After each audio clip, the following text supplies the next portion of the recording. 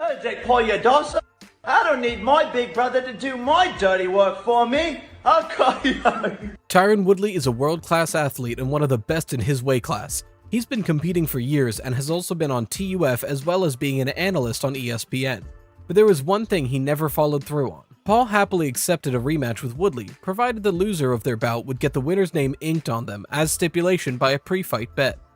Woodley initially agreed to the bet, but later balked at acquiring the tattoo unless Paul accepted a rematch after believing he was robbed of a victory in their boxing bout. Woodley next stated he wouldn't get the tattoo until paperwork was signed and the second fight with Paul was official. I'm willing and I will. If I got to get my own tattoo artist, I think I'm sliding to LA. Let's get it cracking, but I need to see some paperwork. Paul's sudden lack of interest in the rematch meant he was no longer a priority for Woodley, and now he's out of his rearview mirror as he gets older. Paul's manager, Ali Abdelaziz, confirmed that the former UFC welterweight champion was no longer a priority for Paul as a matchup. Instead, Jake is prioritizing a fight with undefeated Brit Tommy Fury, who has been calling out Paul on social media since his win over Spike O'Sullivan at UK show We Love MMA. "I'm like, where's the tattoo?" Paul said on the Full Send podcast. Now he's saying you have to sign the contract before I can get the tattoo. The tattoo was a bet before this fight. It was the loser who had to get the tattoo, so now he's trying to change it. Yeah, I'm like, okay, where's the tattoo? Though, did he? No, and now he's like saying, well, you have to sign the contract and then I'll get the tattoo. I figured he was gonna do that. The tattoo was a bet before this fight. You know, it was the loser had to get the tattoo. So now all of a sudden he's trying to change it to make it for the rematch. He's saying, oh, I'll get it once you sign the contract. No, you messed up. Just get the tattoo and let me decide from there. But I think it's on to bigger and better things. I want to fight a real boxer. We'll see what the cards have in store. He's saying, oh, I'll get it once you sign the contract. No, you fucked up. Just get the tattoo and let me decide from there. But, you know, I think it's on to bigger and better things.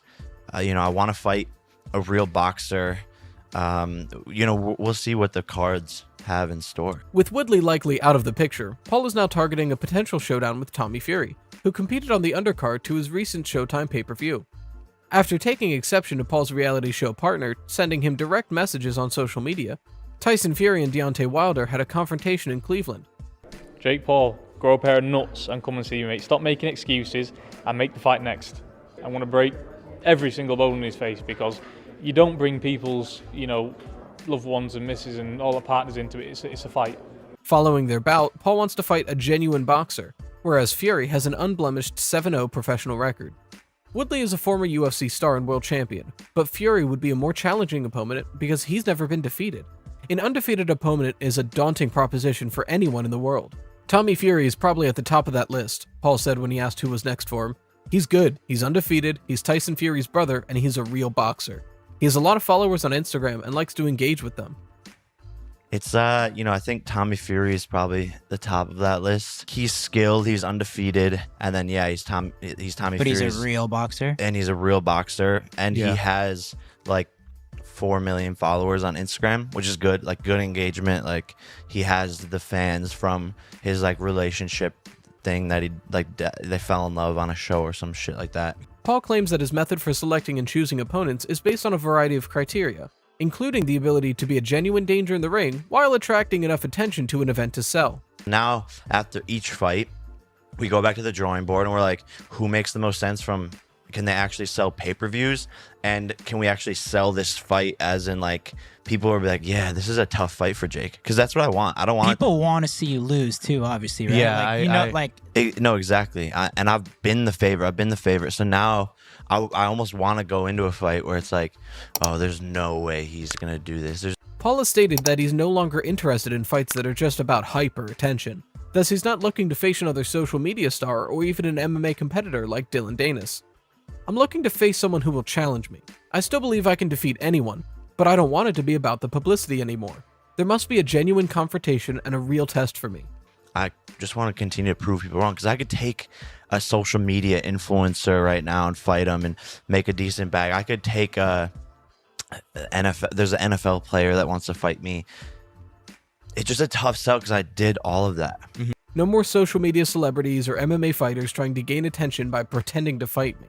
Despite being a natural welterweight, Paul stated that he would be willing to compete at a higher weight should the fight take place in Great Britain for the sake of Fury supporters.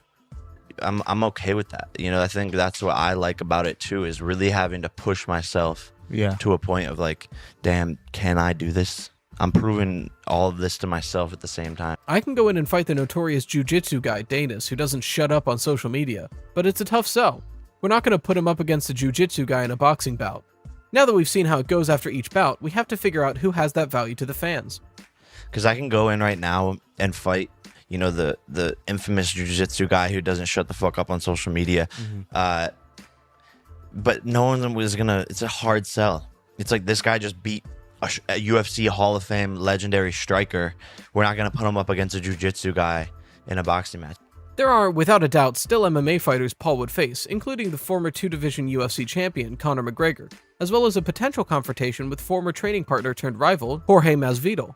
The only hitch with that bout is that Masvidal is already under contract with the UFC, and Paul knows that for certain that Dana White would never allow that bout to happen under his watch. He started acting like a hoe, Paul said of Masvidal. He just had a bad loss, which is like his first bad loss ever. He has the same managers as Tyron, so of course I signed the deal with Tyron, and then boom, he's instantly like, Jake Paul, Tyron's gonna beat this guy's ass. Weren't you the one asking me to hang out and do your little YouTube videos and He was a nice guy and nothing but nice to me, but as soon as you act like a friend and then switch up with no explanation, he just acted weird and it all went downhill.